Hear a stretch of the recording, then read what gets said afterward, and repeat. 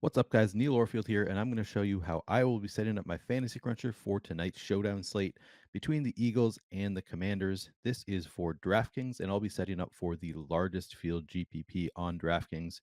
I should note that in this video, I'm going to try and keep it a little bit shorter than I have in the past. I think I've done enough of these videos that most people watching know the reasoning behind some of the settings that I'm doing. But I'm also going to link to an article that I've written that explains my reasoning for some of the correlations that I do and some of the choices that I make here. So I'm going to be kind of brief in my explanation of some of the choices that I make, but then I will also link an article in the description of the video that you can check out if you have any questions. And of course, you can always DM me on Twitter as well if you have questions at PlayerQDFS.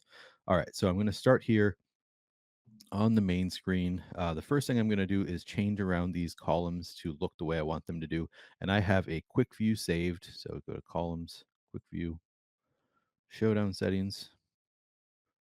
And then now just right in the middle of my screen, I rearranged the columns for this quick view so that I can see ownership projections, my projection, my exposure cap, and then also how much I get of each player after I have run a crunch right in the middle of my screen. That's what I want to see.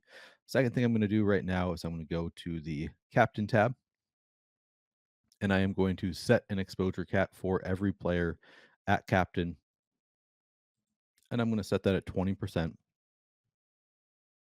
It's not the same every showdown slate, but that's I think the most common that I use is 20% cap on exposure at captain. That's of course a personal choice. If you want to play 100% of one captain, there's nothing wrong with that. But this is how I like to spread it out. All right, I'm going to go into advanced options, which is where I do most of my work. And I'm going to be in two tabs here, the general tab and the groups tab. In the general tab, unique players per lineup, I use one unique player per lineup. Uh, that's because I'm doing 150 lineups. If I were doing 20 or fewer lineups, I would recommend changing this to 2 unique players per lineup so that your lineups are a little bit more diversified. Team salary, I'm not going to set a minimum salary. I will set a maximum salary for the purpose of avoiding the most duplicated lineups. Rather than using the full $50,000 salary cap that DraftKings allows, I'm going to set it to $49,000. So I'm leaving at least $1,000 on the table just for the purpose of avoiding the most duplicated lineups. Offensive players versus defense, the default is set to max 2 players. I'm going to change that to max 5 players. So I could theoretically have 5 Eagles players going up against the Commanders defense. I don't mind seeing that in a few of my lineups in a 150 set. It's not the most likely outcome, but it's certainly plausible in some games to see 5 players from one offense and just the defense from the other team be the highest score. So I'm going to set that at 5 players, offensive players versus defense. Global exposure cap, I'm leaving at 100%. As you saw, I already changed in the captain spot to 20%, but if I get to 100% of some players in some of my lineups, I don't always mind that. So I'll leave that at 100%, and I can adjust later on individual players if I feel that's necessary. Randomness, I'm going to set to 50%. You have randomness turned on here with the slider. If you want a little bit more control over your lineups, I would recommend using lower randomness, maybe 10%. Some people use 0%. That does slow things down a little bit. Also, if you're using classic randomness, I would still recommend probably lowering it to 30 or 40%. Makes a little bit more sense if you're using classic randomness, probably. But for normal distribution randomness, I'm going to use 50%. That's kind of a personal preference there as well. There's no real right or wrong answer. Okay. Players from each team max, I'm going to leave that at 5. So I could theoretically have 5 players from one team against just 1 player from the other team. Don't mind that one bit. Guys, we have a great offer for new users only. You can get full access to everything Stokastic has to offer for NFL for 3 days free. Projections, ownership, 1v1 tools, lineup generator, top stacks tool, all free. Zero risk. Sign up now. The link is in the description of this video. Note that Fantasy Cruncher is an add-on and is not included in this offer. And then I'll go to groups, which is where I set my correlations here. And generally, my groups revolve around the quarterback. It's the one position that you kind of need to have correlations in place for some quarterbacks, because if you don't, you just have zero chance of winning. So I'm going to start here with a Hurts captain group. I'm going to find Jalen Hurts in the captain spot, make him my key player. So this entire group revolves around lineups that have Jalen Hurts in the captain spot. Now I'm going to go ahead and add all of his pass catchers to a secondary group. So that's Zach Pascal, AJ Brown, Quez.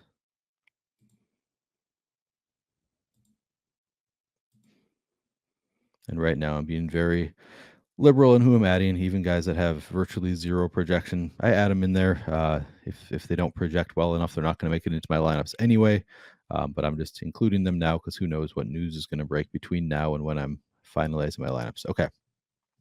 Jalen Hurts, one of the better rushing quarterbacks in the NFL. I don't think that you need to have necessarily any pass catcher with Jalen Hurts in the lineup, even in the captain spot. However, in the captain spot, if I have Jalen Hurts in captain, I still think I probably want at least one pass catcher to pair with him. So I'm not actually going to force at least one pass catcher with him. I'm just going to click this only apply plus minus adjustments box here. So if I don't give a boost to a player, this group doesn't actually do anything because the only step that I'm taking is if I have Jalen Hurts in the captain spot, I'm giving a boost to these players.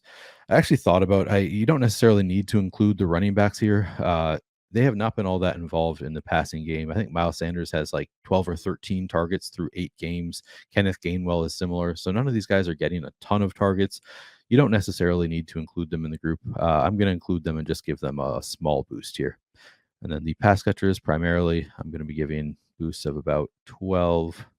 AJ Brown, maybe a little bit lower, just because he already projects so well, and I don't think I want him in every Hurts captain lineup. But in general, I'm going to be doing 12, and this is there's nothing magic about that number. That's just some trial and error. That's about where I found I want to set these to get exposures that I like to different players in my quarterback captain lineups. Over Dallas Goedert because I am thinking about what I want to do there. Actually, with these running backs, I'm going to give a smaller boost. Dallas Goedert does seem to project very well point per dollar. So maybe I want to give him, I think I'll give him a smaller boost as well. Okay, good enough. So all I'm doing here, the only thing that this group says is if you have Jalen Hurts in the captain spot, make it more likely that you get to these players because you're giving them a projection boost in those lineups specifically. I think that's a good starting place. I'll have to see what the lineups actually look like after I've run a crunch, but I think that's about where I will start. All right, now I'm going to make a Heineke captain lineup. Let's see if I can spell Heineke.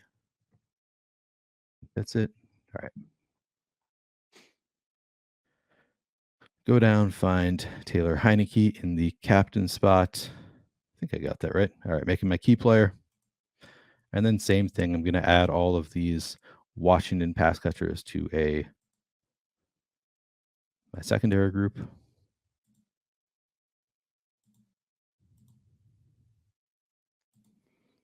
Again, just add in everybody with a pulse. And by pulse, I mean projection.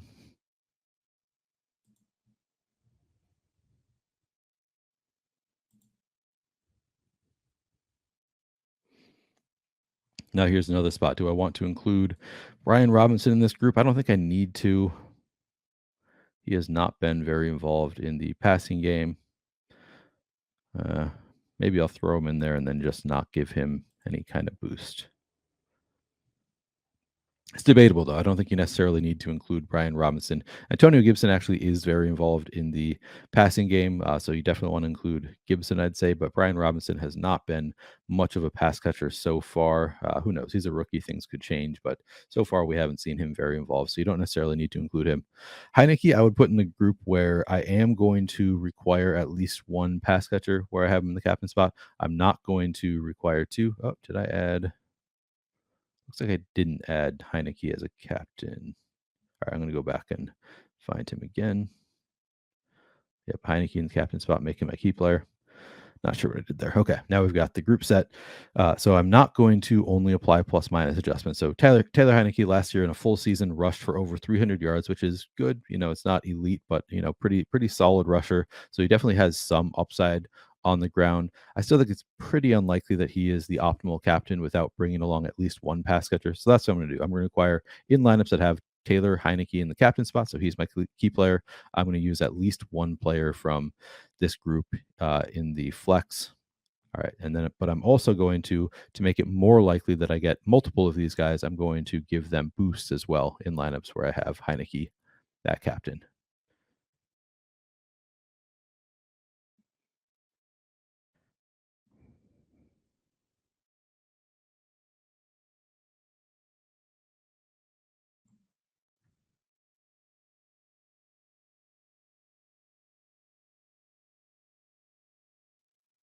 maybe Gibson a slightly smaller boost. And then Robinson, I'm going to include him in here and not give him a boost. So that would mean that I could theoretically have a lineup with Heineke at captain and just Brian Robinson in the flex. I don't know what I think of that. Maybe I'm just going to remove Brian Robinson from the group. Okay, I'm going to leave it at that for these two groups with the quarterback at captain. I also think I'll probably make a group with Heineke in the flex. Still require at least one. Not necessarily. Maybe you don't need to require Commander's pass catcher with Heineke in the flex. Maybe I'll do a different thing and I'll just give boosts where I have Heineke in the flex.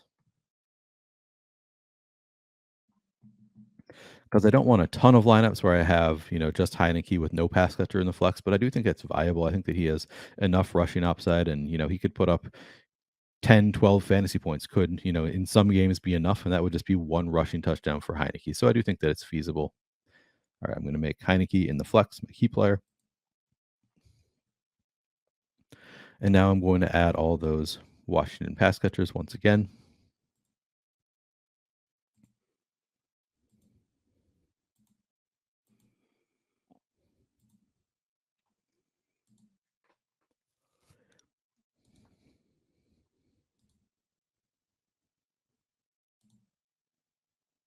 Again, including Gibson and not Robinson.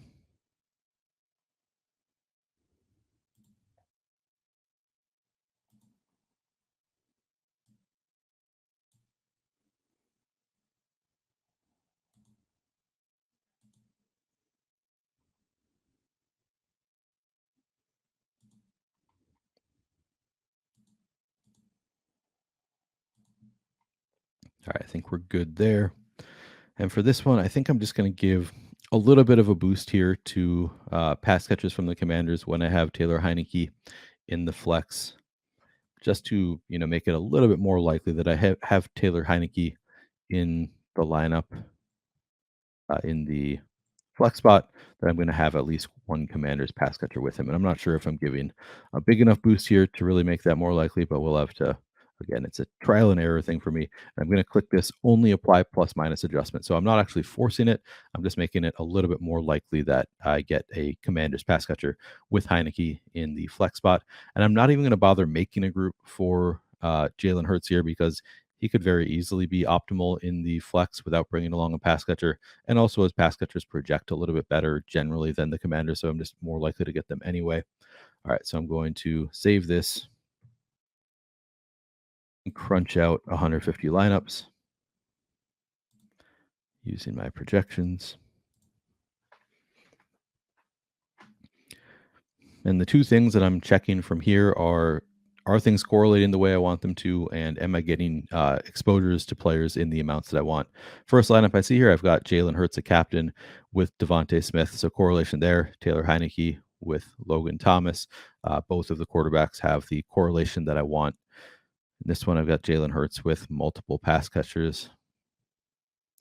Here we've got Brown at captain with Hurts. Hurts with Goddard. Here you could question, Logan Thomas and Curtis Samuel with no Taylor Heineke. I think that's feasible, given the price tags. These guys are relatively cheap. Heineke more expensive. I think that is a viable lineup.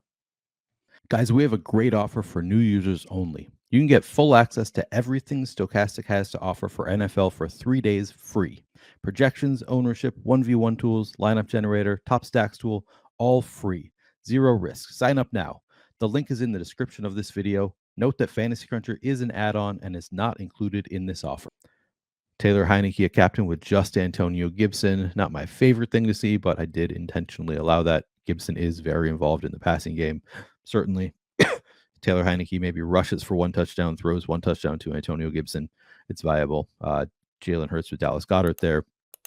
Yeah, I'm not seeing my bigger concern with the groups that I set is, am I going to see a ton of lineups with Jalen Hurts with no pass catchers from the Eagles?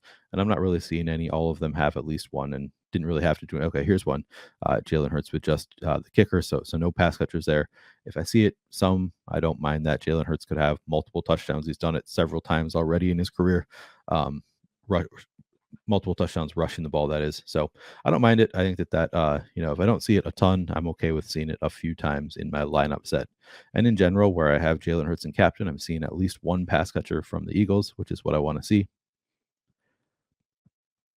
So I would say I'm happy with the groups. I think that they're working out the way I want them to, where generally I have positive correlation. I'm also not seeing a ton of Taylor Heineke in the flex without any pass catchers. Here we've got just Gibson. I'm okay with that. Here's one with Heineke in the flex without any pass catchers from Washington, which again, I don't want to see a ton, but I don't mind it here and there because I think Taylor Heineke, the way this works out is Washington doesn't put up a ton of points, but Taylor Heineke does rush for 40, 50 yards and a touchdown.